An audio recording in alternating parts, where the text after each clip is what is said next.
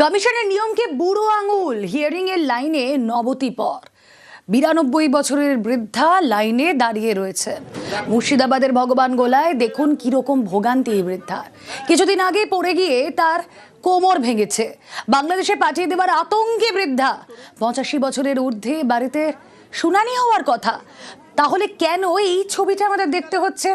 এক 92 বছরের বৃদ্ধাকে হিয়ারিং এ তলব করা হয়েছে, তিনি শুনানি কেন্দ্রে গিয়েছেন। এখানেই কমিশনের মানবিকতা নিয়ে প্রশ্ন তুলছে পরিবার।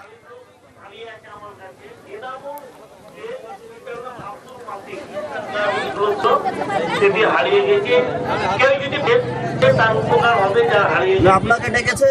হ্যাঁ, ডাকাচ্ছে। আপনার কি অসুবিধা হচ্ছে? আপনি তো হাঁটতে চলতে পারছেন না দেখছি। না, আমি আগে নাট হয়ে গেছি, বাদে গেছি, আমার কোন চলাচল ক্ষমতা ভয় এসেছি বাংলাদেশ পেঠিয়ে দেবে তাইলে। আপনি এখানেই তো জন্মগ্রহণ করেছেন, ভারতে নাকি? ভারত আমার 14 পুলি গোটাই, আমার শ্বশুর পুলি বাপের পুলি। তারপরও ভয় লাগছে? তারপর ভয় লাগছে, মানে বাংলাদেশ তাড়িয়ে দেবে। তো আপনারা বিডিও অফিসে জানাননি? ওখানে তো হিয়ারিং করতে যাওয়ার কথা। না, ওখানে যাইনি। আপনারা জানিয়েছিলেন? হ্যাঁ, জানিয়েছি। তো আতঙ্কে আছে, ভয় করছে তো, তবে বুঝিয়েছেন আপনারা? হ্যাঁ, অনেক বুঝিয়েছি, কিন্তু বয়স্ক মানুষ তো টেনশন থাকছে। ওকে নিয়ে এসেছেন যে? ও ছেলে পিলে নিয়ে চলে এসছে, বুঝছে না।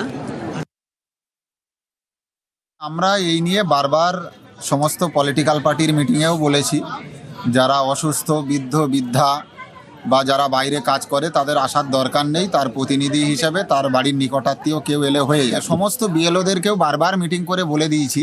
আজকে এরকম একটা আনফরচুনেট হয়েছে, তিনি চলে এসছেন, তো সেটা আমরা সঙ্গে সঙ্গে করার ব্যবস্থাও করে দিয়েছি। ভবিষ্যতে এগুলো যাতে না হয়, এই ধরনের ব্যক্তিদের হিয়ারিং ক্যাম্পে আসার কোনো দরকার নেই, আমরা বাড়িতে গিয়ে হিয়ারিং করে দেবো।